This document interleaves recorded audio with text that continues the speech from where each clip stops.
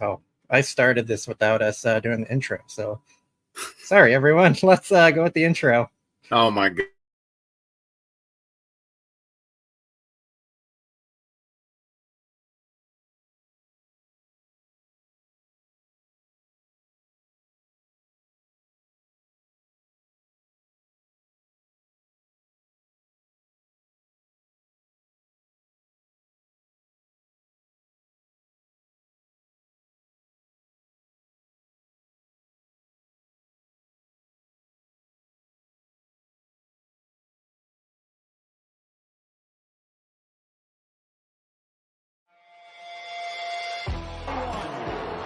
Mookie magic! Dodgers have won it all! High fly ball into right field. She is gone! He struck him out! 2 balls and a strike to count on Taylor. Reyes fires, swinging a drive, deep left field. This is one back. Welcome on! Chris Taylor!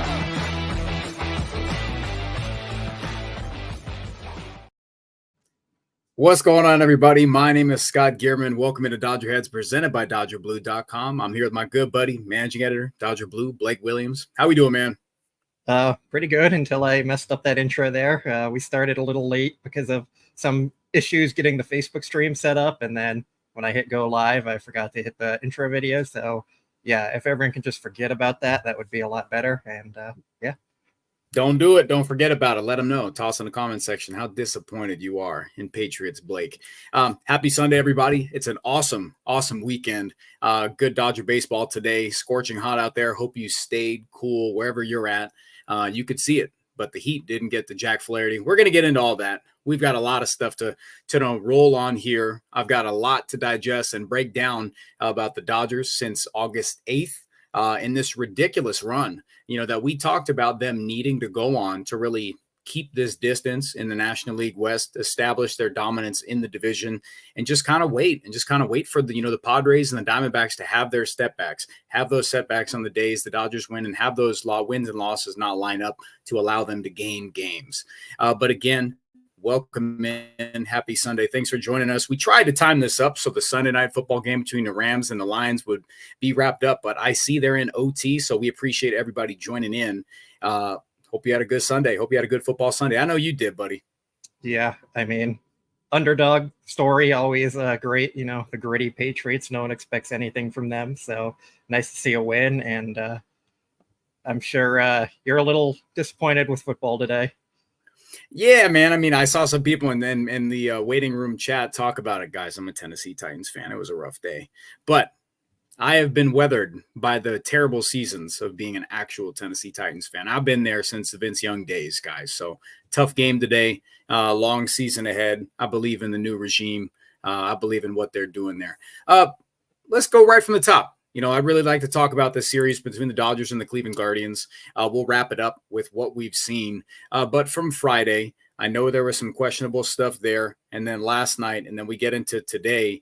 Overall, Dodgers take 2 of 3 from the Guardians. What'd you like, man? What was the biggest thing for you? I mean, the pitching, Jack Flaherty was obviously the main thing there. Offense got the job done. Nothing like too special about them. Ohtani went out, did his thing again, as kind of expected. But I mean, the pitching was the main takeaway for me. Just the last 2 days, the bullpen and then Flaherty, the pitching staff was phenomenal. I know a lot of people were giving Wroblewski a hard time, but he still kept them off the board, even though it wasn't pretty. I know Michael Grove got a lot of hate for his homer allowed, but he allowed 1 earned run, essentially. The other run came from an error from Austin Barnes. So, overall, the pitching was just fantastic in those 2 games, and they really needed it because the offense wasn't that great. Yeah, absolutely. The bullpen was big time, man. I mean, in the middle game, they've been solid for a long time. This is something that Blake and I have harped on for a while. If you've heard me on here and you've been tuning in a lot, it's been philosophy for me. Bringing in those DFA guys. Kopech was throwing heat, but it's about the philosophy that they've had instilled in these veteran arms, these young guys, and a lot of these, these mainstays. It's been terrific to see. Kopech settled in. Vesia been there. Blake Trinan looks like he's on a good run. I'm just very impressed with the run that they've been on. When you look back at I've tweeted out that the Dodgers haven't lost a series in a month. And we were talking about post-trade deadline. Just take a breath, hold on. And since then, since August 8th, the Dodgers are 20-8. They haven't lost the series. And they've played quite the competition here. They've ran quite I'm not going to say it's a gauntlet, but they've had an impressive run they've split it. They swept the Pirates, split with the Brewers, won a series against the Cardinals, swept the Mariners. The list goes on. Rays, Orioles, D-backs take 3 of 4, split with the Angels, and then you take 2 of 3 with the Guardians. Looking back, has it been clear to you they've been playing this well? I think so. I think that if they weren't playing that well, they wouldn't be first in the division right now with the Padres and Diamondbacks runs that they are on. Both those teams have thankfully fallen off a little bit here in the recent days, but like the Dodgers were playing good baseball. They were losing games here and there, and of course everyone's always going to bring up the complaints about, oh no, they lost a game, it's the worst thing, the sky's falling. But then they'd come out and win like 2 of their next 3, and they just kept winning series. They were putting together good games. They had their off days like every team's going to have, but overall it was just a lot of really good baseball. And we were talking about them like starting to come together with the offense, everyone getting healthy. There was more positives than negatives over that stretch. Yeah, absolutely. And I have to look back at the division standings back at the beginning of August and what they are now. But as it stands, guys, the Dodgers 86-57. They hold a 1-game lead over the Philadelphia Phillies in the National League for the best record. Yeah, I see Gotani is real, 100%. I'll acknowledge that for the moment. Absolutely. They're a 6-game lead in the National League West over the Padres, who almost came back today using the devil magic, but they didn't. Thanks, Giants. Arizona Diamondbacks, 4-6 in their last 10. I have a buddy who's a diehard Diamondbacks fan, and I would just let him know, real cordial conversations like, I say, hey, JB, there's not a chance that this pitching staff can keep doing what they're doing. The offense is going to keep pace and bail them out as much as it's going on. And you're starting to see them kind of have that wear and tear. You're definitely noticing it because the offense, if the pitching staff stabilized over there, it would be a totally different story. But for what the Diamondbacks are doing, they're having those hiccups where it's not lining up, and it's just becoming overwhelming here. And it's allowed the Dodgers to create the 6-game lead over the Padres and Diamondbacks. Is that what you're kind of seeing too? Yeah, I think so. I think with the Diamondbacks, it's like they were destined to go through a rough stretch at some point. No matter how good your roster is in Major League Baseball, you're still going to go on rough patches. Like you could build the perfect team, get every single star player at every position, and you're still going to lose at least 50 games a year probably. So it's just so hard to keep those consistent stretches up. And the Diamondbacks are playing a little over their heads just with their pitching staff in general, like you mentioned, but also just like what you expect any team to do to begin with. So we kept saying regression is going to come. You just kind of have to be patient and wait. And unfortunately, for like fan perspective, it worked out at a time. The Diamondbacks were playing their best baseball. The Dodgers were playing pretty poorly, and it got them really close in the standings. But now you're seeing the Dodgers get more like back to where we expect them to be. The Diamondbacks are more back to where we expect them to be. Same thing with the Padres. And like, this is what's going to happen over 162 game season. You're going to go through some bad stretches where the team behind you is going to catch up. And then eventually, if you're the better team, you're probably going to pull ahead. And that's what the Dodgers are doing. Absolutely. And I see a couple super chats here, John, and I saw you toss that in the waiting room. I'll save that. I'll put it up here, but I'll bring it back up once we get to Jack Flaherty. Jack Flaherty's John Blue Blues game 1 starter in the postseason. Quick thought about it, and then we'll bring it back up later on. I think with the current group, you have to go with that option right now. Mm-hmm. If everyone was fully healthy, I think there's a real debate between Glasnow and Yamamoto. Doesn't seem like that's going to be the reality. We could see Yamamoto like fully built up by then, and maybe he becomes an option. I would still doubt that because of his innings limit and not pitching every 5 days or whatever. Yeah. So, and then with Glasnow, like there's a real possibility we see him limited to 3 or 4 innings in a game, and I'm not sure they'd want to use him in game 1. So I think Flaherty is probably the leading option right now. It's a good point. There's a ton to love about him today. Absolutely everything. I was honestly surprised they brought him back out there for the final inning. I thought Dave would have just gave him a pat on the fanny and say, good game, man. Good shutty. Let's take it from here. But I love somebody put in 818 guys deal with the heat all the time. In 105-degree heat, couldn't face him at all.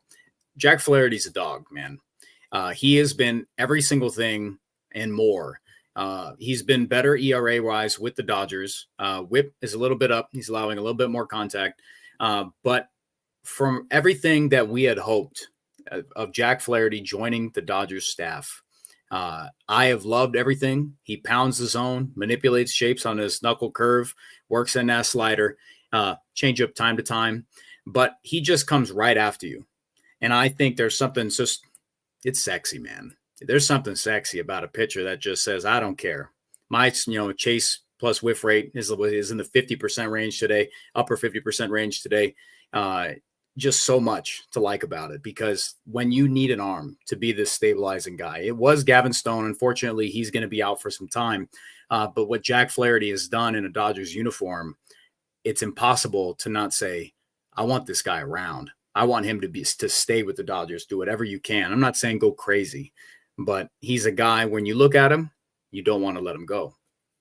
Yeah, I think that's definitely true. He should probably be their top priority in the offseason to keep around. I think he kind of reminds me a bit of like Prime Bueller when he was that guy you'd send out there in a big game. You like knew you were going to get the attitude and mentality from him. You knew the stuff was there. You knew he wanted to be in the big moment. Like 100%. he has the dog mentality, and that's kind of the role Flaherty is filling for them. They haven't really had that this year. Like Tyler Glasnow is very dominant and good when he's on, but he's not bringing like that dog mentality that Flaherty has. Glasnow is a much more laid back, kind of like surfer guy vibes, the stereotype with him. But Flaherty is bringing that edge that they needed to their rotation that they didn't really have, and it's been great. Yeah, absolutely. Shout out to the 1,000 in here. We appreciate you at the 10-minute mark. If you're just coming from the Rams game, I'm not sure what happened there, but it's great to have you in. If you're just joining, because earlier today you caught the Dodgers wanted to take a break, hop in the pool, crack some beers, do whatever, and you're just rejoining us. Blake and I, sincerely appreciate you in here. Toss some super chats. Let us know what you're thinking, how hyped you are, what your feeling is with how the Dodgers have been, the last couple weeks. Did you even notice? Because of all the injury news going on, it's easy for those things, the success of the team wins-wise, to kind of cloud what your thought process is, because all you look forward to as Dodger fans is the postseason. So it's tough to look where they're at right now, where their 2 feet are at and how they're playing, because you're just looking ahead, which is understandable. But I just don't want it to be lost about, how this team is gelling, and they're winning in a couple different ways. Mookie Betts, he's got that fire, man. I saw somebody say they woke him up. It's bad. The Angels woke Mookie Betts up. Thanks, Ron Washington. I appreciate you. He's been terrific since he's been back. There's just been a lot, but they've got a lot of work to do. Chat, please let me know, if you're feeling the same way, because I really wanted to hop on here tonight and reiterate how good they've been. 20-8 since that Phillies series in early August. It's been a terrific stretch for this team, and you're seeing them do it in a lot of different ways. Pitching has been the anchor. Ho-hum. Love to see it, man. I want to get into we'll bring it back up just real quick, because we've already been touching on it with Jack Flaherty. Because if you look at the numbers from his start prior, I believe it was on the 2nd of September, he, against the Arizona Diamondbacks, he wasn't spectacular, but he got the job done, right? Kept him in the ball game, missing his fastball a lot. I think his call strike plus whiff rate on his fastball was 28%. You bump that to today, and that jumps all the way up to 51%. So he was pounding the zone today, coming right after the Guardians. Knuckle curve usage looked terrific, 32% chase plus whiff rate. Just a lot to love there, coming right after you. Any final thoughts on Jack Flaherty? I mean, I don't think that 51% is sustainable. So it's also weird. He didn't really have the strikeout stuff today as much. I think he had 6 or 7 strikeouts by the end of his performance for going 8 innings. And his prior starts, he was getting like 7 or 8 in 5 innings. So it was interesting to see that his fastball was getting more swing and miss, but he still had less strikeouts overall. I think a lot of that might have been both teams trying to move the game along a little quicker. They didn't want to I thought that too. Honestly, I did. I don't know if any chat, if you guys all saw that, I felt that exact same thing. Yeah. So, I mean, I'm not concerned by that or anything. It just was interesting to see how that played out. The Guardians are pretty good. Yeah. Contact team, Insanity's pointing out there. They're not going to strike out a ton. It was still just interesting. The fastball whiff rate was up like that to me, but yeah, I mean, he's a guy. he's doing what we expected from Flaherty to do, and they needed it. They need him to be that guy in the rotation right now because they don't really have anyone else. Yeah, definitely. And I think I'm seeing a lot of comments here. I'm trying to put some up here. Today, saw with Jack Flaherty, we were promised he was just slightly above average in all of his stats before today. Yeah, this, Root Street, thanks for joining again, chat, 1,100 in. Everything that we see from Jack Flaherty, it doesn't look like he has overpowering. It's because you don't see the overpowering fastball, but he's got such a good knuckle curve, man. And he's just mixing things so well. He paints that outer half with his fastball. It's got a little cut. I love it. It hugs the strike zone. And he's getting some calls, man. He's coming right after you. He's a little bit of psycho. He's a little bit of a psychopath. And I like that a ton. I don't know if you guys saw in his first start. I can't get it out of my mind. He's talking himself out on the mound. And I like that a lot. Like Max Scherzer has that. Like there's some psychos out there on the mound. And gets me going, guys. Yeah, slider was working today, Scott, 100%. I love what I saw out of it. Yeah, it's just the Guardians. Jose Ramirez right in the middle there. He's a dog. Jack Flaherty's a dog. Not much else to say about it. Let's see here. Chris, I want to toss this up here. $5 super chat. Thanks for joining, man. Mookie has been playing like the best all-around player in baseball since coming off injury. Might just have his best playoffs and win NLCS and World Series MVP. The last half is getting ahead of ourselves. But I don't think anybody can deny what Mookie Betts has been doing lately. Just the way he's in the box. He's attacking. Something Blake will grin when I start talking about this. We have multiple text threads when I would say, Mookie, please just be aggressive, man. Stop getting yourself into 3-2 counts. Stop getting yourself into 2-strike counts because you're waiting for that perfect pitch. If you're in a spot to drive in runs, be aggressive. Yeah, I mean, that's been a big thing for Mookie. We've talked about him being a little too passive sometimes in the leadoff role. I think that has also hurt him a little bit in the playoffs, which is why you haven't always seen the great results there. A lot of times in the playoffs, you're facing the best pitchers. You're going to get one pitch to hit, and if you're too passive on it, you take it. It can come back to hurt you in that at bat, and I think it did a lot. It's kind of why we were excited when they brought in Teoscar, because he's more of a free swinger, and it was a difference in their lineup that they didn't really have. Yeah. So Mookie has been settling into his second spot in the order role pretty well. He's been driving in runs. A lot of times he's preventing Ohtani from stealing bases because Ohtani will get on and then Mookie will double or something. Yeah. And prevent that from happening. So a little annoying there, but overall still a pretty good thing.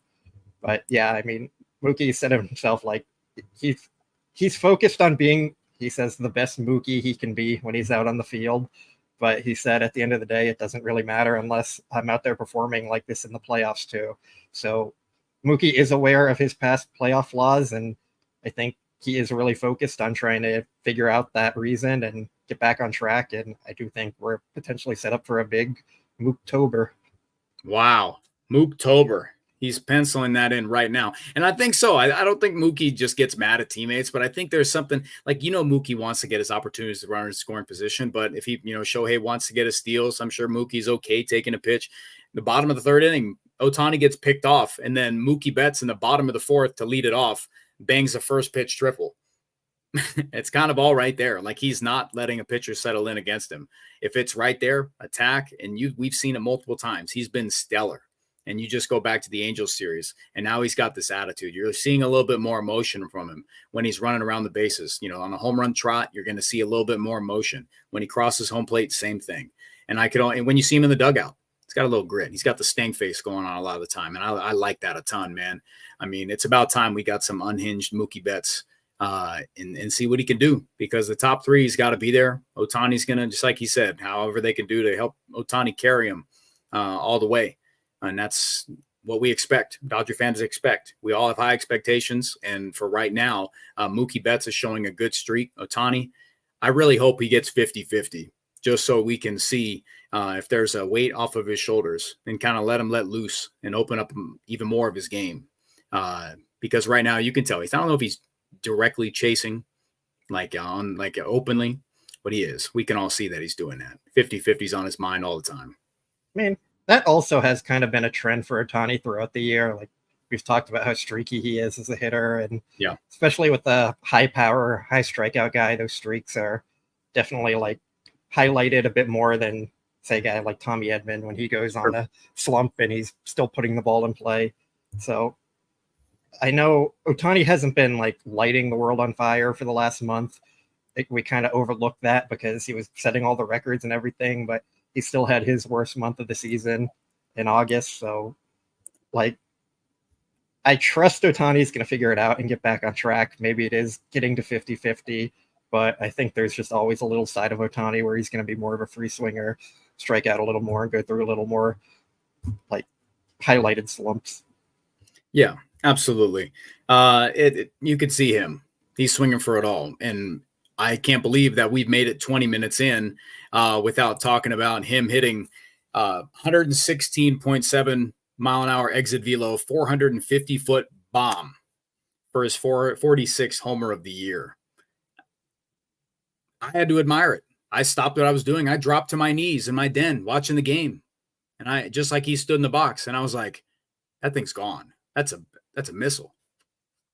Yeah, I think Jake pointed it out on Twitter that his bat speed was quicker than the actual pitch velocity, which that's pretty crazy if you think about it. I'm sure that hasn't happened like very often, if ever, before. Like Ohtani's he's special. We keep saying that all season. Blind Kira, thanks for joining. Is this true? Is this true? One home run was in a spot where no home run ball is gone. I didn't hear that, but I don't doubt it. No, Mo, did I drop to my knees? I mean, the world may never know. The world may never know. It might have been that, or it might have been the Titans collapse. You'll never know. You'll absolutely never know. He looked like Will Levis after the game-losing pick, just dropping on his knees in the middle of the field. That was the second time. That is the second time I did that today. Correct. I frisbeed my Derrick Henry Oilers jersey across the room until Sunday, until next Sunday. Yeah. All right. 1,300 in here. We appreciate you a bunch. David, they said that during the broadcast, the radio broadcast, that it went where no homer. I mean, that might just be them saying some stuff. But 450 feet at Dodger Stadium is an absolute nuke. Down the line, that's big time. Like, you usually see that to the pavilions, but if that's down the line, that's a crank job, man. That's a crank job.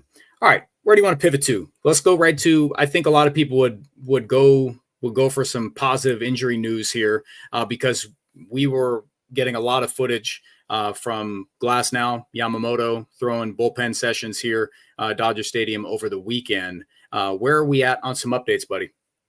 Yeah, so Glasnow and Yamamoto and Ohtani, we didn't get an update on Ohtani though, but Glasnow and Yamamoto were both throwing bullpens at Dodger Stadium.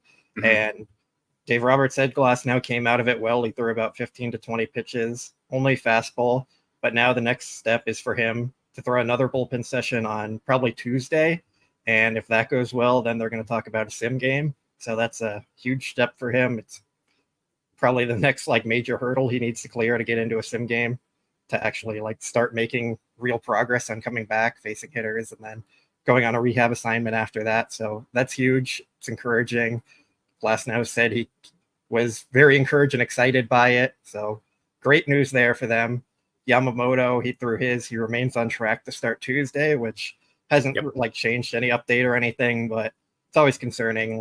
You still got to get through those final steps, and even if it feels set in stone, he still had that final step to clear. So Tuesday seems to be the date for Yamamoto.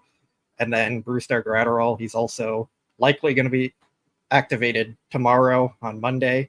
He was an option to be activated today. They instead went with Nick Ramirez for whatever reason that was. Probably another lefty in the bullpen, or just someone they can DFA in a day or two. Sure. But yeah, Brusdar is also on the way back here. Yeah. So all good news here. I 100% co-sign, and I see some people in chat, with a little bit of pause. Now we just got to see them out there. Let us know, guys, between Glasnow and Yamamoto, who are you a little bit worried about finding a run, if they're going to have enough time here, and which of the two do you have a little bit more confidence in to kind of hit the ground running? And who do you think is going to have maybe a little bit of a hiccup? If not both, that's great for everybody. My money still would be on Tyler Glasnow, just because it's been a little bit of unknown. And I think the buildup for Yamamoto has been a little bit more on track. Shoulders definitely iffy. But if Tyler Glasnow is just resting, like a lot of people do think, then that's what it is. I think for how much I believe Yamamoto means to the pitching staff, I think I'm going to be a little bit more hesitant and a little bit more of an eye on what he's going to do.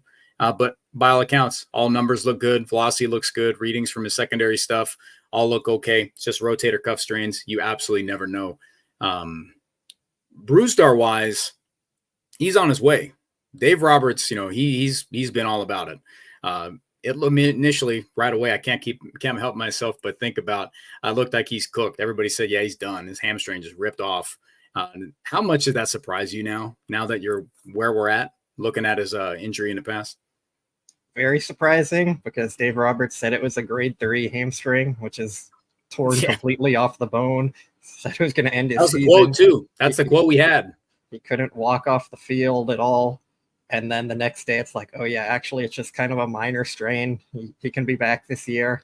So just really funny there. I mean, usually when we get injury updates, it tends to be worse, but that was one of the rare instances where it was much more positive than the initial report. Seen a lot of people. Glasnow's just resting. Glasnow more worried there. Yamamoto's looking worse. Glasnow never pitched this much. Yeah. Everybody, your concerns, either one, are valid.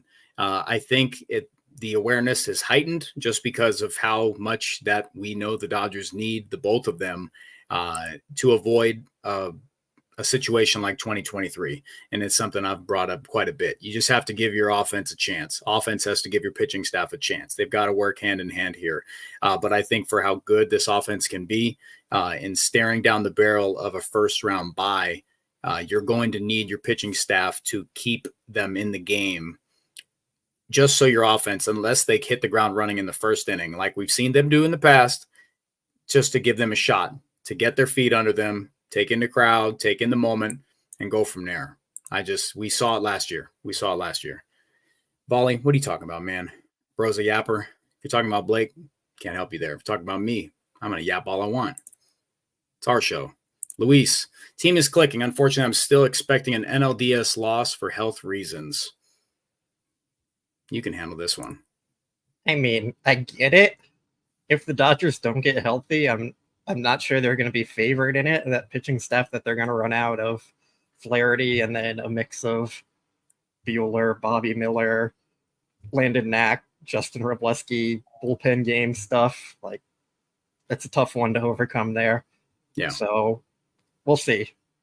Let's wait on our predictions until we actually know what the rotation's going to be and see how everything shapes up.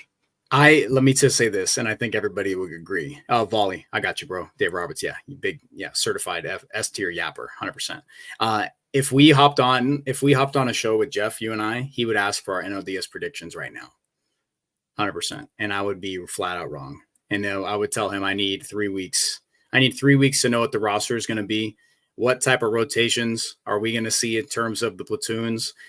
Jake, if you're still in here, man, if you guys aren't following Jake on Twitter, he's getting into this debate a lot. He's probably got, papers all over his bedroom wall with the debates between Kike Hernandez and Max Muncy at third base, second base with Gavin Lux and Chris Taylor, and how those things are going to shake out. And he's just thinking to himself, where the hell are we going to find at bats for Andy Paez?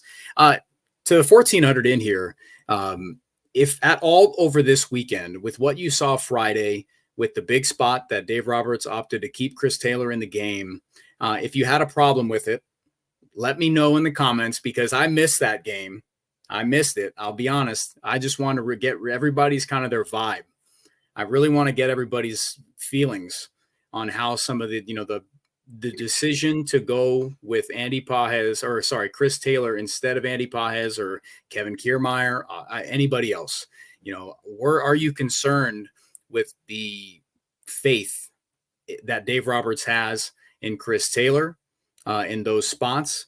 My point on some of these things is, for a guy that's as volatile as Chris Taylor and as high of K rate as Chris Taylor, whiff rate, all that, kind of the stars have to align with pitching and high velocity stuff. But with what Chris Taylor's had against righty matchups, man, I know what you said, Blake, and that there kind of wasn't the right answer because they've both been iffy, but it's really hard for me to say Chris Taylor's anything more right now than a broken clock thing. And it's going to strike twice. It's going to be right 2 times. Just a matter of when. I will say I've slightly adjusted my stance on that with comments Dave Roberts has made recently in the past few days. He said when Andy Pages was struggling, it was a lot of mental stuff. He wasn't very confident. He was losing playing time, and it was kind of a struggle for him. And he said now that Pages has come back, he's had more of a team-first mentality. He has found more confidence. Going to AAA helped him a ton, getting that confidence back. So then you're kind of looking at it as a guy who had success previously against righties, but struggled against them when there wasn't much confidence there, which is very understandable. And now he comes back and you're saying he's confident, he's in a better place, but you're still not using him as your primary option off the bench when Chris Taylor has had some flashes. He's been good versus lefties. He's been below league average still versus righties, but for that 100 game or 100 at-bat sample size, he was better than Pages there. So like at the time I got it. But when you factor in the mental side of it and all that, like I'm not fully buying that as much anymore. Sure. And I know that he rocketed that ball, Bob. I take this into account a lot, that, the ground ball was like, 100 plus. If it was 106, then that thing is smoked. It was just right at him, and it's just an atom ball. It is what it is. And can we just shrug our shoulders here and say that's ball? That's ball. The option that he went with just didn't get it done, and he had a rocket double play, and it didn't happen. Yes and no. I think if Pages pinch hit and had that same exact at bat that Chris Taylor had, hit a rocket ground ball at the guy, I think a lot of people would say like right decision, bad outcome. I think with Chris Taylor, it was debatable at best decision with a bad outcome. So that kind of hurts the case a little bit more there just because of the decision that went into it. Sure. But like, I also think a lot of it with Chris Taylor is, someone asked this on Twitter, like why it seems like he has so many hard hit outs and so many weekly hit balls that drop in for hits. Today. I think it's a lot to do with his bat path isn't in a good place. So when he does hit the ball hard, it's like a ground ball at someone as opposed to a line drive to the outfield. And when he hits the ball weakly, it's because it's a pop-up that bloops over the first or second baseman. So yeah, I mean, I think there is some luck to it, but I also think it is a product of Chris Taylor not being like in a good place. So yeah. Yeah, Matty, man. I mean, we could break down like his, swing and stuff like that. But the fact of it is he got a slider middle away, banged it 104, grounded into a double play. Dodgers lose 3-1. Is what it is. He hits a sac fly. You're still down 3-2. I'm not gonna drop copium here, but it was just a thing. The decision didn't work out. I think that you could argue that error happened earlier in the game when they opted to go with Chris Taylor as a substitution instead of Andy Pages. My only thing is with what we've seen from Andy Pages and the flashes, and it just looks like he's playing a little bit more free. I love that the fact that he's getting to settle into a corner outfield spot. Athletic guy. I know he's had his issues in center field here, but it's not, I'm not going to act like and say he can't acclimate himself to left field fairly quickly. So, I mean, he was in left field the next day. Yeah, I know. I just, for the life of me, don't know why you don't, for what Dave Roberts knows about Chris Taylor, I would prefer you give the at-bats to Andy Pages there. Because wouldn't you want to go with a more veteran, and like a veteran hitter in a pinch hit spot than Andy Pages? It's just kind of this is all what we think. This is all just, it's a 50-50 slot, but I would have preferred to give the longer leash to Andy Pages there if you're getting subbed in for Teoscar Hernandez earlier in the game, which leads us into our next thing. You have one more wrap up? Go ahead. Yeah. Pages should be playing against lefties every single time there's one on the mound. Like, yes, they should, if they want to platoon Gavin Lux, you should move Mookie into second base and put Pages in the outfield, because that gives you your best offensive alignment on a daily basis. There's no reason Pages should ever be on the bench against a lefty at any point. Have you seen that commercial? It's mental health with Chris Taylor. I mean, if I see that in the playoffs, I'll need it. I'll need that mental health help. I'll need it. Let's see here. That brings us right into our next thing.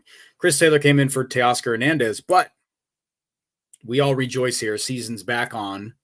Teoscar Hernandez avoids serious injury. I must be making you laugh tonight, Blake. You're grinning a lot of stuff. Otherwise that, or you're just reading chat a ton. It's just the chat. Yeah. Wow. There's always stuff in the chat. I'm not funny, confirmed. Teoscar avoids serious injury. What was the latest thing with that? Yeah, so when Teoscar was first hit on the foot, Dave Roberts basically said probably could end his season kind of thing, like a lot of concern there. He wasn't able to walk on it at all, really, so very concerning. But then when it came back, all the testing and everything, they said there's no fracture, no major issues in there, so they're hopeful he comes back probably at the start of this next week here on Monday or Tuesday or somewhere around then. So, like, very positive there. Yeah, absolutely. It's so much so that even the thought of going back to a lineup prior to Teoscar, even a lineup prior to when Max Muncy came back, we saw how much of a linchpin he is. Homers against the lefty today. I know Anthony Goss is terrible. He's had an awful season, but the positive bump there of Max Muncy homering off a lefty, now we can finally get him in the everyday lineup. But my point is that to the free swinger that Teoscar is, when he's on a tear, he's on a tear. And he's the type of guy that we all on here, people who watch Dodger Blue, even Teoscar fans, we just have some feeling that he's built for the moment. He's built for the playoffs. He's done it in multiple series. You draw back to the series in Yankee Stadium, and you watch that one swing, and it's hard for you to not say, damn, he's going to be a guy. He's absolutely going to be a guy. And I hope they slap him with the qualifying offer and he sticks around. If they don't extend him, hope they stick him with the qualifying offer.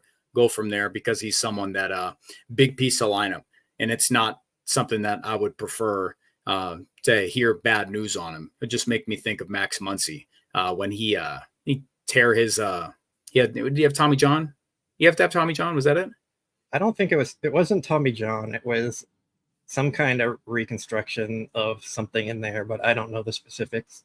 Right before the playoffs, and that's just something that was just gut wrenching. That's a gut punch. Big piece to your lineup, just right before the playoffs, and gut punch. All feels like it could have been avoided. All feels like it comes against some random team. Like if it happens against the Guardians, like, oh, spare me this nonsense. Like, yeah, get me out of here. Get me off this ride. Let's see here. Last one. Clayton Kershaw is still dealing with some pain. Walk me through it. Yeah, so he has a bone spur in his left foot, for anyone who isn't aware.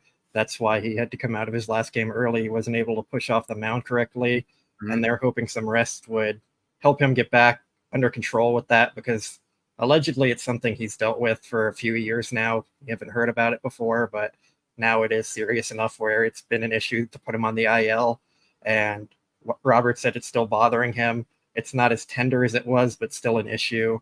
He's been doing pretty minimal work. He hasn't been able to do a ton. He's been in a walking boot for a lot of stretches here. So yeah, there's not great news on Kershaw, and I'd be surprised if he comes back this season. The Dodgers haven't ruled him out or anything, but just looking at the timeline and how he hasn't really been able to do much, he's not able to run or do any of his workouts. I just don't really see any path where he's able to come back. Yeah, it's getting to that crunch time spot where you kind of have to map some things out here. And it's not lost on, I think, all Dodger fans that he was still a work in progress. He was still figuring out how to pitch with his new arsenal. I don't think he's going to have enough. I don't think he's going to have enough time. If he's still dealing with this pain, it could get to a point where he might have to even say it's best for the team that I don't push this and let them roll with what they've got. Because honestly, Blake, if Clayton Kershaw, all things considered, like if Clayton Kershaw is healthy and he's able to be a contributor, he'd be great. It would be great to have 22 on the mound and contributing to another postseason run. But from where it's at right now, trying to wedge that back in there, trying to cramp the timeline in, doesn't seem fair to him. It doesn't seem fair to kind of the legacy, which we know is a big deal, into fans. Like you have to put the best guys out there. And thankfully, I think they have enough. I've seen enough out of Landon Knack that I really believe that he's going to be a contributor. I love what we saw as predicted. We know Landon Knack's done enough. So I think there's enough arms in there to kind of weather that blow. And we're getting positive news with Yamamoto, Glasnow, and you're seeing Jack Flaherty continue to anchor this stuff. It's just sad about Gavin Stone here. You in a line with what about Clayton Kershaw, and if it's just not enough time here to make it back? Yeah, I would be very surprised if he pitches again this year. maybe down the line in the playoffs if they go deep. But like, if the Dodgers are going deep into the playoffs, I don't really see them like mixing it up to bring in Kershaw and essentially a rehab assignment type thing. It would be more out of desperation and the NLDS type thing that he could maybe come back if they were like gonna bring him back on when he's not fully healthy. So I just don't really see any real runway for him to make it back. Yeah, Bob. I mean, I believe Clayton Kershaw will stay prepared no matter what. He's just that competitor, that gamer, no matter what. Like if there's the opportunity for him to have a window to return, if, past the first round, past an NLDS and an NLCS, if he's got good results somewhere in sim games, whichever, if they need it, if God forbid something happens and they need him, I believe that he'll prepare himself enough strength wise and body wise, aside from his foot, aside from his toe. But I think that they've got to go with the best that they have and not try to wedge anything that doesn't seem realistic here. But who knows? We got a long time. Till it's going here. Let's see here. Super chat here from Jeffrey. Enriquez is ready. Dude's been on a tear last 8 appearances. I don't have my nerd stats up here to back that up, but I'll take your word for it. The last time I did some diving into Edgardo Enriquez, did I do a little write-up? I think I did a little editorial. I did a little editorial on Edgardo Enriquez here and how dominant he's been. I mean, his ascension to where he's at in AAA right now, it's not by luck. He's earned every bit of it. He's got big league stuff, multiple scouts, people who followed, the Dodgers farm system, guys within the org. He's got big league stuff. It's just a matter of honing it. And to what Jeffrey said, these last 8 appearances, Christopher put it in chat, 1.69 ERA in AAA. I know he's giving up some contact. That's been the biggest thing, guys. Like, it's just a matter of he's giving up a lot of contact from the jump from AA to AAA. It's been more contact than he's dealt with, but the results are there. It just means his stuff is that disgusting. Does he remain a possibility? You think there's enough there? I don't think they would call him up now. I think they would do a little bit closer. Do you think he's still in the cards? He should be if he's not. Yes.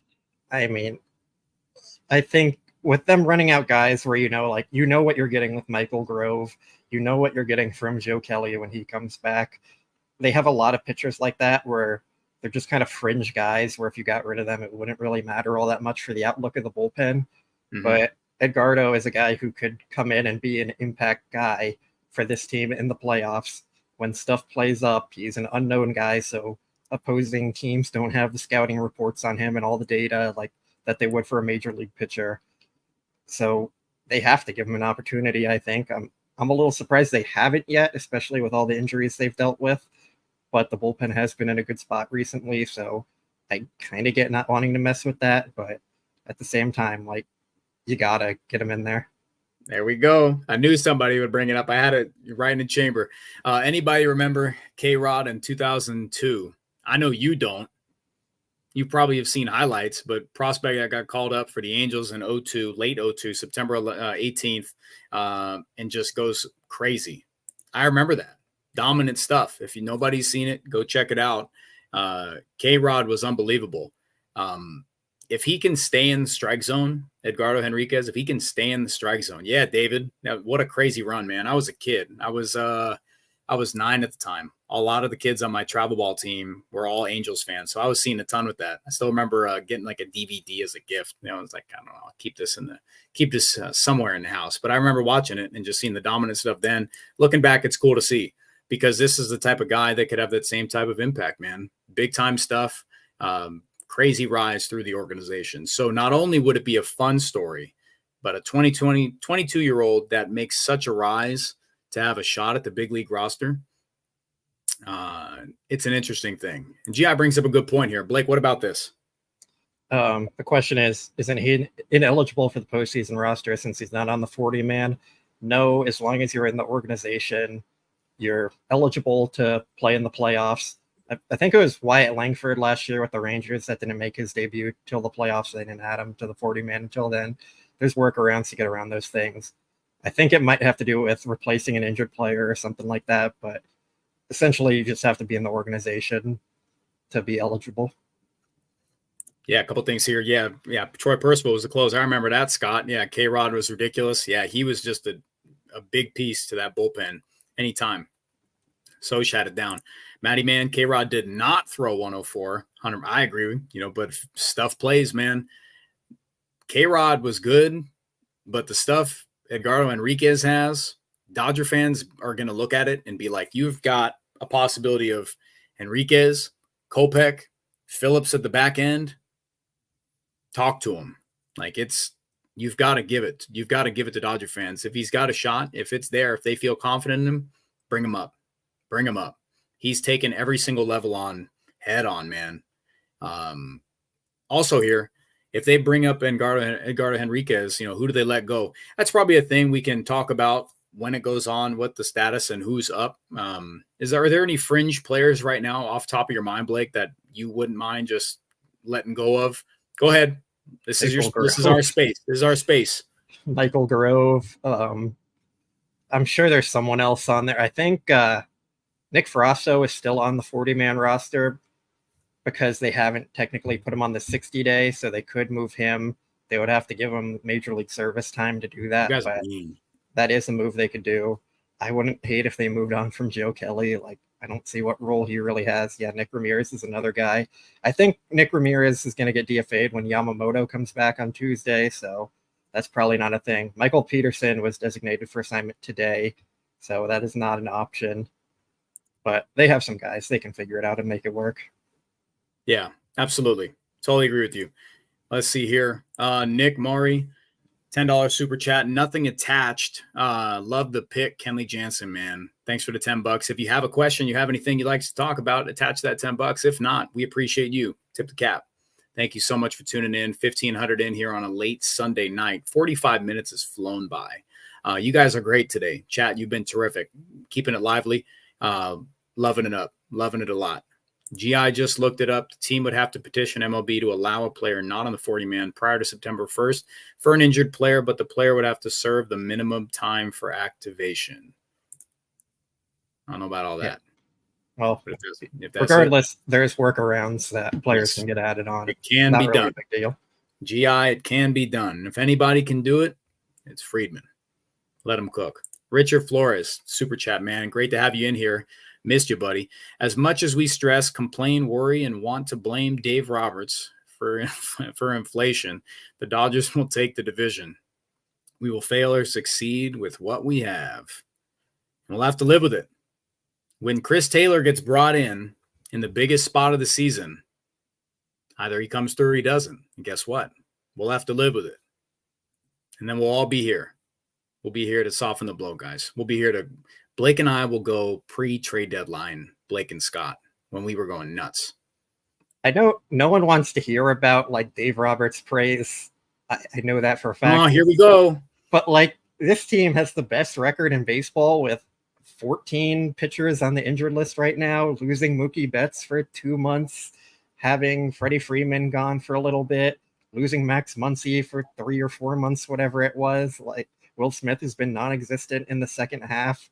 Like, at some point, I think we have to give Roberts some credit for this. Like, they were running out lineups with Biggio and Kike and Outman and all these hitters playing every day, and they're still in first place. Like, as much as we want to complain about the manager, the Dodgers are in a really good spot still. Alfonso, man, as always, we appreciate you being in here. We'll answer this the best that we can. Losing starters, can the Dodgers sign Trevor Bauer or Julio Urias? Isn't the meaning behind the City Connect is for dreams and dreamers. Impossible dreams can turn into reality. Bauer and Urias have a dream to return. We appreciate you being here, but there's not a chance in hell that either of those two will be around the organization ever again. It's stuff in the past. Yeah, not just the Dodgers organization, but any organization. It's just not going to happen. They are not going to sign with any team anytime soon. Alfonso follows it up with he's desperate for starters.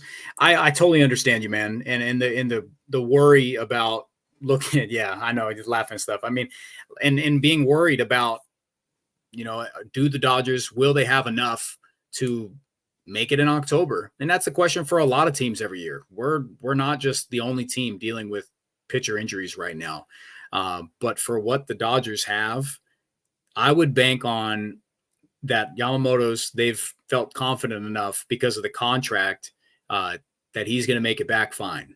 And if half of you 1,600 believe that a lot of these injury list stays are just phantom stuff, then so be it. Then you believe that. But I've got nothing that tells me otherwise until there's news that somebody gets hurt again, that Glasnow won't come back and contribute, that Yamamoto won't come back and contribute, that Gavin Stone, if there's a possibility, will come back and contribute, you know? So I'm very confident with who they have right now based on the injury news and who's going to return, that they're going to have enough time. Jack Flaherty is going to be an anchor, man. Definitely going to be an anchor. So looking outside the org, it's not going to happen. We just have to bank on who they've got right now. Just like, a super chat from Richard earlier, you're going to succeed or fail with what they've got. That's got what you got to do, man. Hold up. Rich Hill, currently a free agent. You guys want Dick Mountain back? For the memes, I would take him back. He's a GOAT. Rich Hill's a GOAT. That one's not happening, but if they were signing anyone outside the organization, it would be him just to eat innings. He wouldn't be eligible for the playoffs, and neither would Bauer or Julio. So, yeah. Guys, it's a joke. It's a joke. It's a joke. Don't clip that. It's a joke. We don't sincerely. Yeah, Bob. If I got Bob laughing, it's a joke. Yeah, he knows. Yeah, we're not signing Rich Hill. That'd just be purely for the vibes. Definitely. All right. Let's see. Are the Dodgers proving they're the best team in MLB right now? It's an interesting question and an interesting segment for us because of what I brought up earlier about how good they've been since early August. And because Dodger fans, and ourselves included, are so concerned with the starters making their way back, it's overshadowing a ton. It really is. And when the losses happen and the poor decisions sometimes that people might think happen, or they do happen, things don't pan out. They'll lose one game of a series, but still win it. Dodgers are the best team per sources per Bob Nightingale. Bob, are those your personal sources? Let me know. I need those. But to what it is, they're playing right now like they can beat anybody, man. And I truly believe it. Like when you pencil a matchup in and you look at on paper stuff, and that doesn't win a game, but when they go out there and make a big time pitcher work, like I draw back to what Corbin Burns and how they battled against the Mariners and took care of business that series, going against the Diamondbacks. I know their starters have been poop, but you're looking at possibly 3 of the 4 starters in that Arizona rotation that would pitch in the postseason, and they took care of business there, Yeah. For me, I think they definitely have the highest upside of any team. I think they're the most talented of every team, but it's going to come down to the health for them. Like if they're healthy, I don't think anyone is even close to them talent-wise. If they run out there with a rotation that is Jack Flaherty and fill in the blank 3 or 4 times, I got serious questions about that team and whether they're up there as the top 2 or 3 teams. I think they have the best lineup in baseball, but my question remains, is their starting pitching going to be good enough in October?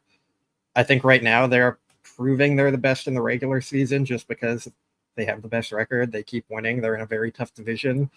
When they need to step up, they have been doing it. But at the same time, I have real questions for their roster in the postseason, which, there's some years where you're very confident in the roster, some years where you're not confident at all in the roster, like last year. And this year, if they're healthy, I'm very, very confident in their team.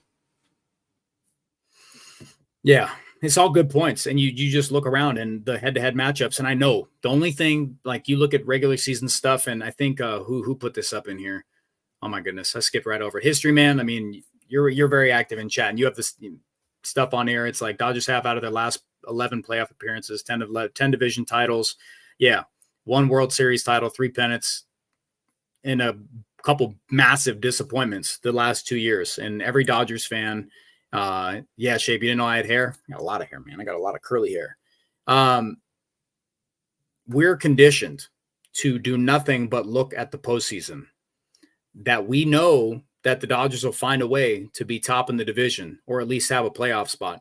just because of not only money they spend, but just the pedigree and the expectation for this team year in and year out.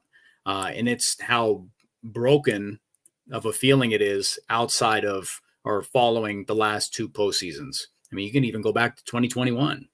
You can go back to 2019. That felt like a foregone conclusion. It just collapsed, crumbled right in front of their eyes.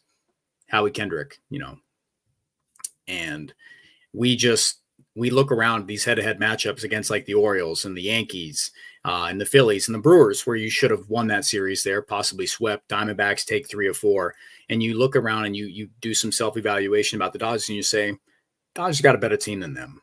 It's just a matter of can they do it? If you're wondering that in the regular season and then the postseason time comes around again, your concerns are very valid. Absolutely. Because we've seen on both spectrums, we've seen the offense not show up and we've seen the pitching staff not show up. It's just a matter, is this going to be the year that they both line up again, like 2020? Let's give some credit to last year when neither side showed up. Yeah. Yes. Yeah. So this is kind of where we're at. We can't, the only thing for me a lot of the year is that just all you can gauge things on are moments in big matchups, pitching matchups specifically. How does the offense work those guys and go from there? And that's all I can do, because I know conditionally they're going to be in the postseason. They're going to have a big time record. They're going to make it easy on themselves at some point. And right now, just like you said, they're playing like they're the best team. They're the most talented team. And Hawaiian Kira says, so this is the year that they show up. Maybe. Chat, let us know. Like, what's your gut? What's your gut telling you right now? What's your gut telling you right now, man? Because I just really want to know. Playoff legend Yency Almonte, man. Where did that come from, man? The bullpen last year as a strength. Oh. I don't want to talk about Yency Almonte, man. Get him out of here. He is out of here. Breaking news from 10 months ago. Give me on a 1 to 10, chat. Let me know your confidence level right now, doing some self-evaluation and have some silver lining and some positive view on the the returning starting pitching guys. Do you believe they're going to show up? Do you believe Jack Flaherty is going to keep his consistency there, be a rock? Yeah, Mr. Classic, it depends on injuries. 100%. I really hope that the pitching gives them enough time to get rolling in the postseason. Outside of that, we just have no idea. No clue. Always seem to be toying on their opponents, Bob. Like turn it on whenever they have to. It's awesome. It makes for some definite television drama. I just hope that in the postseason they can steamroll for the good of their roster. A lot of short series are going to have to happen for the good of the roster, honestly, for pitching, definitely. But you got Ohtani. Mookie Betts is pissed. Angry Mookie Betts. We'll see how he is. 10. See a lot of positive numbers here. So, like you see, Blake, there's some positive people here. There's going to be some definite pessimism. Where's Matty, man? He's going to say a 1 just because. History Man might say a 1. Kenny, same thing. GI, I think he'll be like a 3 on the 1 to 10. And people are just excited for baseball. I'm excited for baseball. Erica, are you excited for baseball? Are you at 10? Are you at 10? Like excited for baseball? Brent Honeywell over Joe Kelly. Put him in the bullpen. Confidence. Ederico says 4. Yeah, we're excited. We're excited, man. They just injuries got to play right. 1,600 in here, all with us. Don Kim, I need to see the math on that. And then that is the confidence math. is he's got to send me. I have my emails attached to my Twitter. That is. No, I want to see his notes. I want to see his works. Yeah. All right. This is a good one though. I mean, if you're just like we talked about, Glasnow and Yamamoto make it back, my confidence level will be 8. That they're going to be ready to go. That they're going to have the full arsenal there. And I won't be questioning their starting pitching. I'm not going to question if they look healthy going in. I'm not going to question the starting pitching like I did last year. Wondering, oh my God, are they going to make the wrong decision and start Lance Lynn or Ryan Pepio? Are they going to start Clayton Kershaw on fumes? And we all know what happened then. We're a question segment now. We're off the rails, Blake. Well, we have super chats. No way. Rod, what's good, buddy? Draft any player except Judge for the LA postseason. Anyone? Anybody in MLB? Juan Soto. Yeah, I think that's the easy answer because I think he is the best hitter outside of David Judge. Freese. But I think I need to go add a pitcher to this team. Who would it be, though? That's the question. I had two off the top of my head. You're getting owned. Screwball or Chris Sale, Bobby Witt, Garrett Cole. Give me Garrett. If Garrett Cole against the Red Sox is just all-time stuff. Seager, postseason monster. Yeah, why don't you say Seager? Where are you? You okay tonight? I'm not concerned about their offense. It's the starting pitching we're all talking about, so I'm probably taking Screwball. I mean, like, I'd love Seager back. It would be great to have him back. They could really use him right now. But they need pitching. Whatever.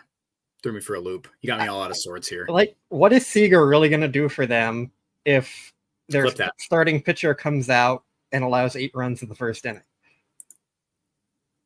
Like, you need the pitching here. I trust their offense. Draft one player. Who is it? Yeah, so take a pitcher. Man. Go get a 1 and 2 with Flaherty. You already have 3 elite hitters in your lineup. Simple.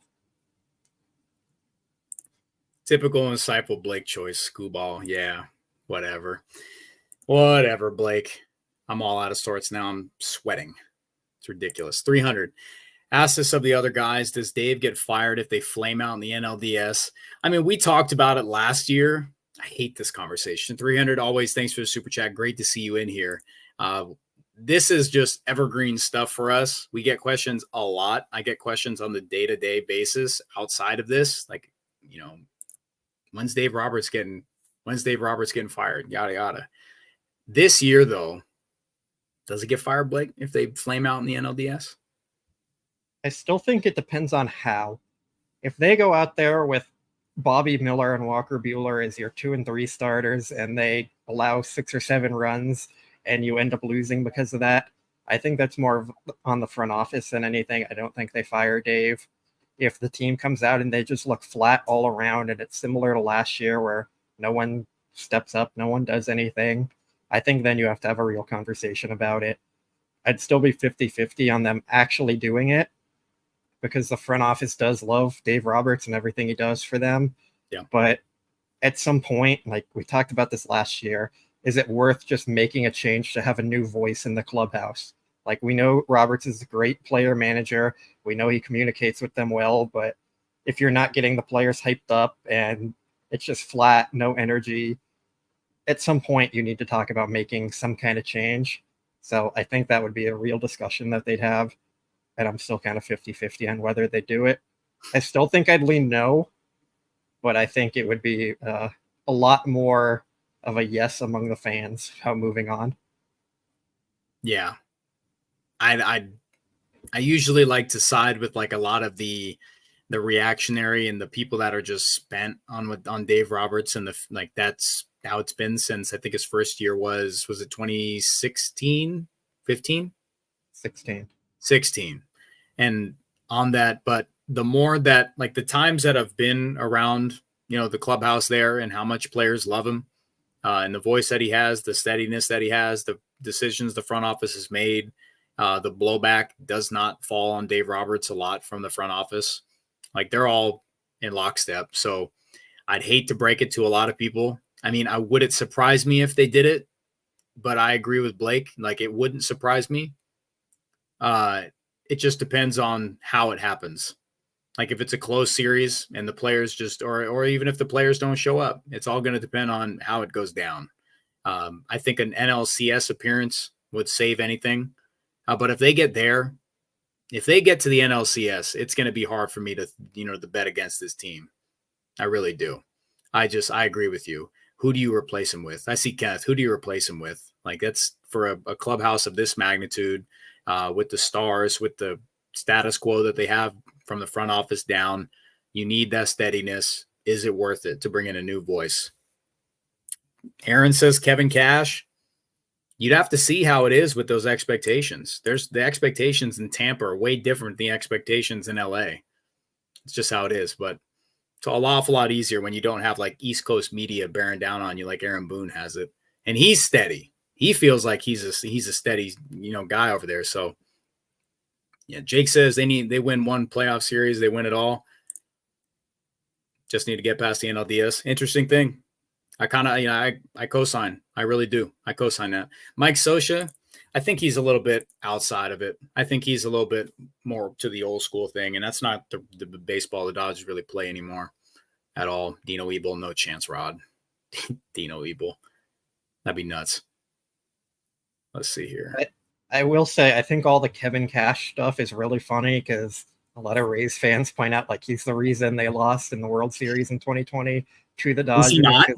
Because I think the Dodgers would have won either way, but it's a very popular thing to blame Kevin Cash for that, for taking out Snell and going to Nick Anderson there. Like, every manager is going to make mistakes. That's what it comes down to, in my opinion. So I think the manager is very overrated among fans to begin with. I don't think they make nearly as much of an impact as most people would like to think. Yeah. And no manager is going to be perfect. They're all going to make mistakes. It's just, I like this one. It's hard. Jay Hare, show manager. Show manager. Let me just say, there'll be more small ball than you guys would ever see. It'll be crazy. Ohtani would be drag bunting. Mookie Betts it'll be hit and runs galore. It'd be nuts. Rundown plays, suicide squeezes. It'd be an all-time performance. It'd be must-see TV. It'd be crazy though. They'd win games like 3-1, stuff like that. Not a homer hit. Man. Jay Hare would pinch hit himself for Shohei Ohtani in a big spot. Time has his cleats on. Blake, I got to ask this. Chad, you can get on this too. If you were a big league manager, are you wearing full uni, spikes, everything? Like full uniform? Are you full uniform, Blake? Big league manager? I think it's very ridiculous. I don't get why it's done. Black? Like, could you imagine like a football head coach suiting up fully to coach the game, like, or an NHL coach in their gear on the sidelines, or an NBA coach wearing their gear? It's like, it's very weird that they do it in baseball. I think there's a suit. No, I'd probably just wear like a t-shirt and like shorts or something. Like, who cares? Just be comfortable. You're managing 162 games, a lot of them in the heat. Like, just go out there and be comfortable. Make the right decisions. That's all I care about. See a full suit. Man, Gabe Kapler wearing jeans with no shirt in the dugout. That'd be crazy. Jay Hare would be spiked up and stretching in the dugout. Yeah, 100%. He'd be swinging with a donut. He'd have pine tar. He'd have a Justin Turner pine tar mark on his back. 100%. Without a doubt. Literally, coach, wear the full outfit, Will says. Yeah, man, those are the days. All right, guys, we're going to toss into questions here. 1,700 in. We appreciate you joining in. Got kind of lighthearted at the back end. Whole show's lighthearted. Blake and I break down a lot. It's been a great couple weeks. It's been a great month. And theme of today, I was telling Blake, is I really don't want that to be lost on Dodgers fans right now because of just waiting for injury stuff to break and what's going to happen next. Teoscar, thankfully, will be back. Brusdar soon. And then the two big horses at the front end, Tyler Glasnow, Yoshinobu, Yamamoto, and then Jack Flaherty absolutely shoving it down the Guardian's throat today, which was terrific. So again, positive stuff, guys. This is a great nightcap to a great week. And just roll into Monday. A lot of good stuff coming up here. Just like the same thing post-trade deadline. We're going to learn a lot about the team and how pissed off Mookie Betts can just carry it. And it's so sick to see. I love it. Again, all caps question. Toss that in. Blake and I will get to a bunch of them. We're at the hour 10. We'll go any way you want. So I'll see if we can star a bunch here and then go from there. And then once we hop off, I got to see how much I'm losing my fantasy football matchup. And I took 2 L's today. All right. Let's see. David, it's great to see you in here, man. Hope whatever Moscato you tapped into today, whatever dinner you got into today was amazing. All right, let's see here. I'm going to just toss this up while you star some stuff for me. Ederico says, question for Scott and Blake. If you're the LA manager, how are you going to approach the preparation for October just to assure that the blunders the past 2 years don't happen this year? We're running polls constantly. Every error, pull them back, go. We're getting back to like high school, college roots here, making the players run for every mistake they make. Like, I don't care how much money you make. I don't care what Rolls Royce you drive. NS says Phantom ILs all the time. Like, I don't know what the exact answer is here. I don't think either. Any team knows. I think that's the main thing here. No one knows. I think trying to get more competitive simulated games from the wild card round, like maybe that'll help, but I don't know. I don't think anyone knows. It's just you have to just go out there and play good baseball. That's what it comes down to. Yeah, end of the day, players got to play. Like, your number is called. If the numbers say it's like a suboptimal matchup for you and it wasn't the right choice, but if it was the right choice and you just didn't show up, or if a reliever blows up, then that's a lot of its players got to play. It's just who takes the fall for that when it doesn't work out. It's the manager, always going to be that.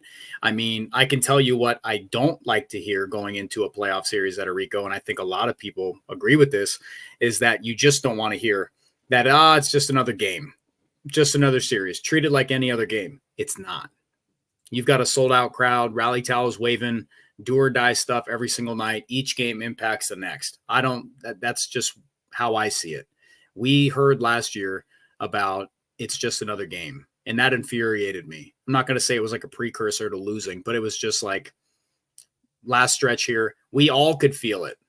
Fans, ourselves included, we could tell that they needed some spark, right? And it just, hearing that from Dave, I know that's just to keep it status quo, that it's not the biggest thing. They treat every day the same. That's not what you really want to hear as a fan. It's because it's just a different atmosphere. It's a different pulse. Very different pulse. So that's kind of where I'm at, Ederico. That's a good question, though. All right. Let's see. All right. Aaron, what's our postseason rotation honestly look like, and are we satisfied with it? Depends what day you're asking. I feel like this changes on a daily basis pretty much with projections and everything. I think right now you're talking Flaherty, Yamamoto. I'll say like a 60-40 chance on Glasnow being in there. I don't think Stone's going to be in there. Probably not Walker Buehler or Bobby Miller making it. So it really just depends on their health coming down to it. Like, there's a real world where Buehler and Miller are into it. I hope we are not in that universe. What about Landon Knack? I still have doubts. Long reliever stuff. Is that okay? Long reliever I could see, but they didn't put him in their rotation for quite a while. And I think there is something to that of them, whatever it is, not trusting him, not seeing him as a potentially high upside option for October. I don't know. I'd be shocked if he makes it. I think they'd go with Buehler over him still. But really, it just comes down to health. Like, ideally, in a perfect world, you got Flaherty, Glasnow, Yamamoto, and then pick one of whoever else you want from the mix. But yeah, that comes down to health. So do you answer this, and then I'll ask my follow-up here. Do you believe Tyler Glasnow will have enough time to kind of get a full workload, like a start where if he's humming, that you'd say, all right, 6-7 innings, you'd be okay? 7 innings for Tyler Glasnow. Things got to click right. He's a big strikeout guy. 6 innings, like, do you think he'll have enough to build up to that? And then I'll ask the follow-up. Not for the NLDS. I think he's going to be limited to 4 or 5 innings at that point. So with that, Jake in chat's going to know this. We talked about it a lot. With that thought, would you pencil him into the 3rd spot just in case anything goes wrong? If you put Tyler Glasnow in the first 2, if anything goes wrong or he's got to come out, you don't have to dip into your bullpen so heavily in the first 2 games. I would put him start 3. Well, don't they have an off day between 2 and 3, so you could afford to use your bullpen more. I believe. I think they changed the schedule this year, but I'm Where pretty would you sure slot? Where would you slot him in though? probably the With 2. understanding that he can't go a full run. Probably still the 2. I think Okay. Flaherty is your number 1. I don't think they'd use Yamamoto in the top 2 spots in case they want to go short rest with anyone. Like, that kind of eliminates you from that because he's only pitching once per series. So I think I would go Flaherty, Glasnow, Yamamoto, and then whoever else they decide is their best 4th option. Yeah, the stuff with Yamamoto is going to get super interesting with how his usage comes into play here. Yamamoto on the road, I don't mind that, but like we've seen him do it, saw him do it in Yankee Stadium. I'm really hung up on his schedule and that extra rest that he requires. That's why I would say if it's game 1 for Yamamoto, that's going to maximize his usage. We'll get into that more, definitely, but I think that's kind of the route. Am I satisfied? Like Blake, no, the second half of that question is, are you satisfied with those options there and the hypotheticals? If everyone's healthy, yes. If everyone's not, then get back to me when we know what the rotation is. 100%. And then we'll have to deal with you not driving to Arizona to watch Walker Buehler, Clayton Kershaw start that game 3. Thoughts? It'd be great. Yeah. Scooter Booter says, do you think the Mets Braves sneak into the wild card spot and maybe take either the D-backs or Padres spot? As of right now, I think the Braves are in it. I think they're in that. Like, I think they're tied. So I thought the Mets were tied. Up? Yes, they do. I think they move up. I mean, sure. Yeah. I mean, the Padres can play good ball when they want to. The Diamondbacks, I think, are going to continue this slide. Like I think they have 2 series against the Brewers still coming up, and that's going to be tough for them. So the Diamondbacks we can see fall out of the postseason completely, but it's going to get dicey there with the Braves and the Mets. The Mets just have a crazy amount of momentum. Yeah, you look in this right now; they're 9-1 in their last 10. They lost today, but they're playing hot ball right now. They're definitely playing hot ball right now. Can they keep it going for a month is going to be the big question, though. For sure. Yeah. Are you peaking too soon is always the question there. But there's going to be, Jake's up bring the 2018 September collapse for the Diamondbacks. That was an all-timer. Matt Kemp, Archie Bradley, all-time stuff. Yeah. Broke the Diamondbacks that series, Bob says. All right, let's get another question here. Let's see. Jonathan, if Gemstone's season ends up being done and he's off the 25-man, will we still be in the dugout to celebrate a potential World Series win? Yes. Let's see. Isn't the playoff challenge the expectations? Other playoff teams aren't expected to beat the Dodgers, so they have nothing to lose. I think that's been a lot of the story the whole year. Mookie Betts said it best. Everybody's going to play the Dodgers like it's their World Series. You've seen a lot of emotional outbursts from players in just random games, random spots throughout the regular season there. Anything else to add here, Blake? I don't think other teams have nothing to lose. I mean, they've all played the same amount of games to get to the point in the playoffs there. I think they're all very competitive and want to win. If they lose to the Dodgers, they'd be just as upset if they lost to the Brewers or the Phillies or anyone else. So I think every team wants to win, and it doesn't really matter who you're playing. I don't think opposing dugouts are over there like, oh, we're playing the Dodgers in the World Series or the playoffs, so like we have to go all in because if we don't win, then we're going home. Like, it's the same mentality versus every team you're playing in the playoffs. Yeah, absolutely. This one's not a question, just a thank you in advance for Tuesday's post-game live stream where you may or not be talking us off the ledge. Prepared to give you Yama Grace as he works his way back. I mean, I don't think we have to talk any of you guys off the ledge at this point. Like, take a look just where they're at currently.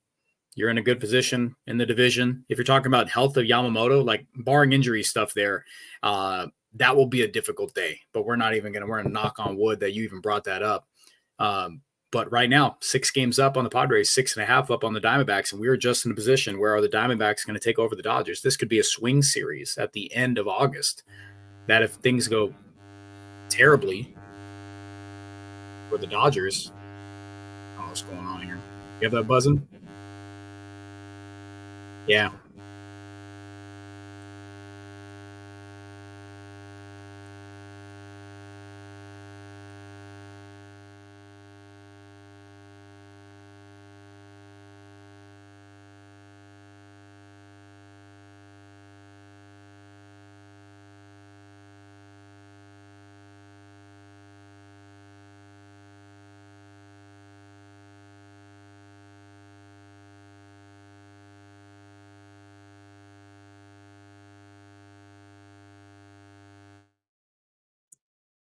It's not me.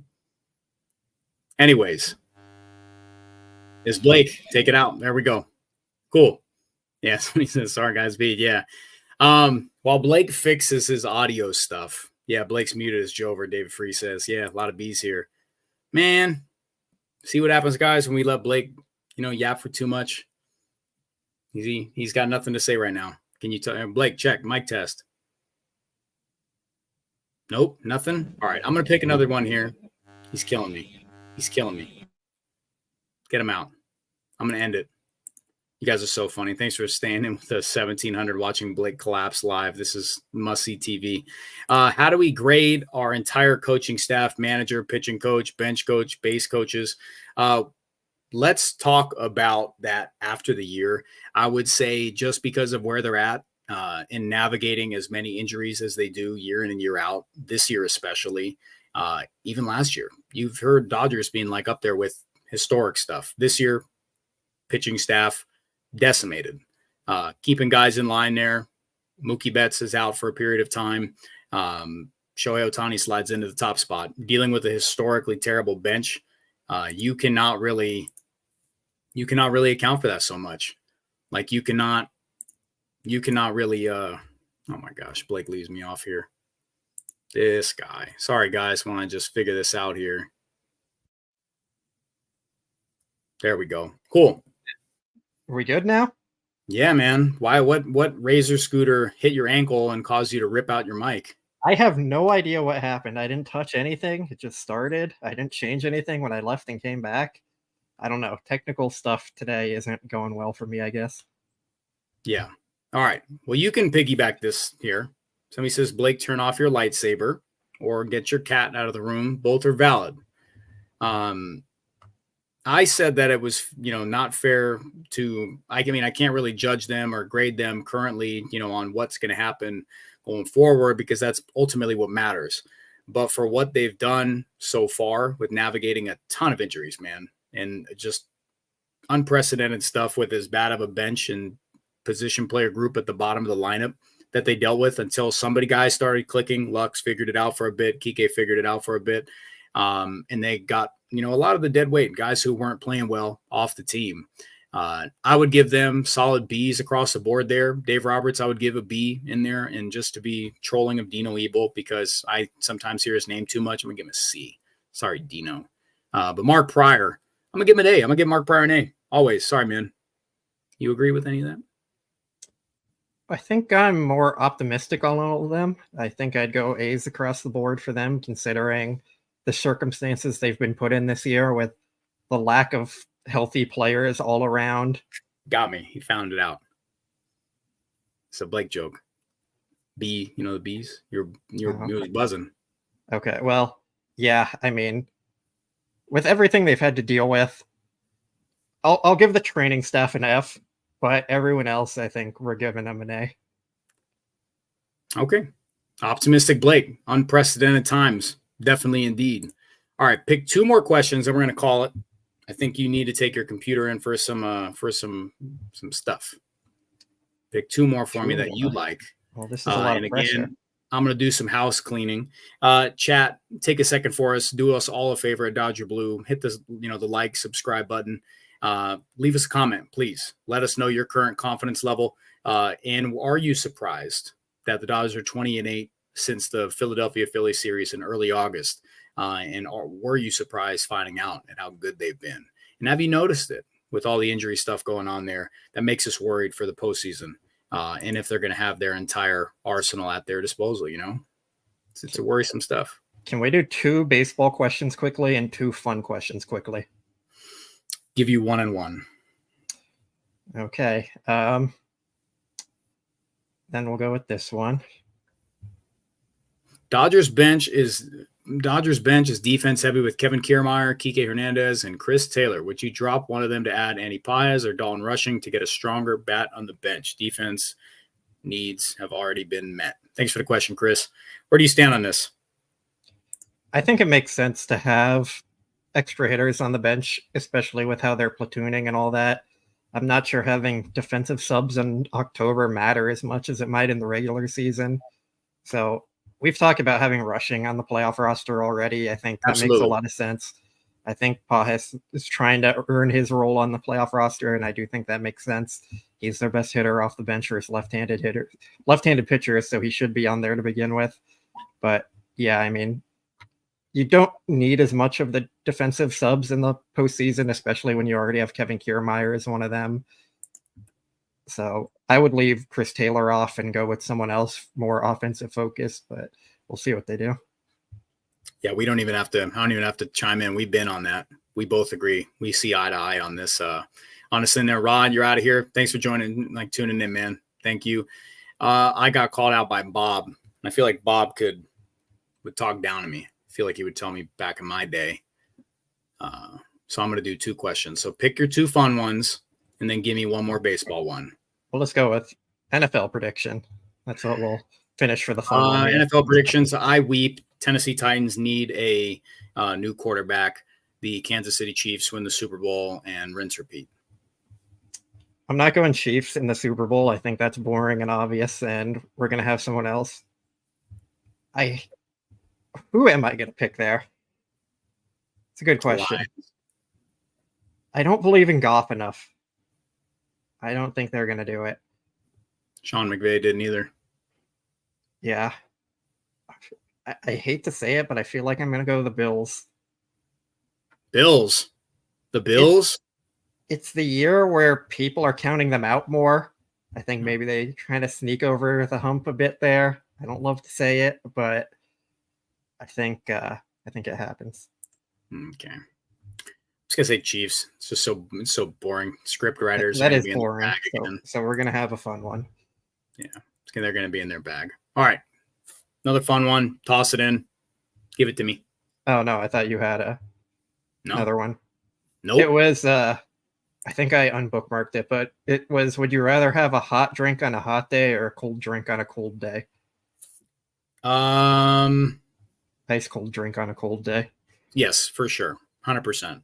Hot drink on a hot day makes it worse. No chance. Guys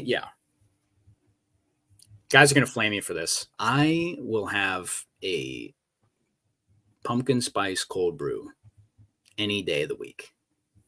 Any day. Flame it up. Yeah. Your silence is killing me right now. You're judging me. He's judging me. You're judging me. I don't know if I could do a pumpkin spice drink on a very hot day. Don Kim agrees. PSL for life. Yeah. I don't know. Judging me, man. It's ridiculous. This dude eats. I don't eat. Yeah. Yes, Aaron. Pumpkin spice. Yeah. Whatever. Burn this one up. Little fireplace, Bob. If the Dodgers don't win at all, who will? Oh, boy. Chad, are you guys in on? No, I don't have a sweet tooth, Amanda. No, it's like just a little coffee creamer. Do you guys you see the American League? Like, do any of those American League teams like strike fear into you at all? I don't think any of them are good. I just don't. Yeah, anyone but Houston, BC, like they're 11 games over 500. Like the AOS stinks. It's crazy. Like it all signs point to like the National League. It's going to be, the AL sucks. Yeah, facts. I hate to say it, but I agree with Jake here. I think it'll be the Padres or Diamondbacks if the Dodgers don't win, and I would lean Padres from that. Yes. The Phillies could do it, but I don't know. I like the Phillies, man. We talked about their pitching staff. Somebody asked the question of like, who is the best overall pitching staff here? And like outside of like the Mariners, because they are ridiculous. That front line, their front line guys there, even top to bottom are absurd. So outside of them, the Phillies, man, they've got playoff pedigree, guys who've been there, done that. Yeah. Honestly, I'd be hard pressed to pick against the Phillies. They flip a switch in October every single time. Yeah. Davis says Houston's the boogeyman. I think a lot of people want to beat the Astros, but I don't think they got enough. Watch, that's going to come back and get clipped to hell. Is Kyle Tucker even going to play for them again this year? Like, he has been out forever. I think so. I think he got activated already. Did he? I'm pretty sure. Yeah, he got activated 2 days ago. Okay, well, there we go. Astros World Series. Scott confirmed it. You heard it all here. All right. Zipco Zero. Little snuck in a super chat here. Your LA Sports Mount Rushmore. We're picking players, right? Yes. That is, there's a lot of good players. This is like, is it personal or like what they've accomplished? It's yours. This is your choice. LA like, Sports. It's yours. I'm not putting Kobe on this, and like that's gonna upset probably the entire chat and all Why? of LA. Because I don't like him. I don't like the Lakers. So I'm going Kershaw. I'm going Anjay Kopitar. We're going to try and get one from every major sport. We're going to go with LeBron. Oh my God. And we're going with Aaron Donald for football. I'm representing all LA sports here. You bug me, man. I love you, but you bug me with that. That's crazy. Yeah. That's Blake loves to stir the pot. Yeah. That's yeah, mute his mic again. Man. Magic, Kareem, Kobe. See, I can't get behind Magic because all his tweets are just like incredibly general and everything. Stop. I need a good tweeter. Thanks for the super chat, man. Like, we know what Blake's up to here. Like, his reasons for this are not, you know. You gotta like, say yours. Going to be on there. Like, but how many are we putting? Like Shaq. Like, come on. Like staples. Like, okay, give us your 4. Shaq, Kobe. I mean, Gretzky's got to be there, and then.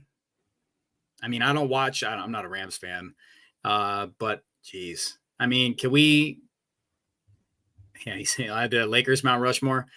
I haven't even named a Dodger. I'm going to do Kershaw. I'm going to do Kershaw, man. I'm going to do Kershaw. Single greatest pitcher I'll ever see. Yeah. Single greatest pitcher I'll see. Yeah, man.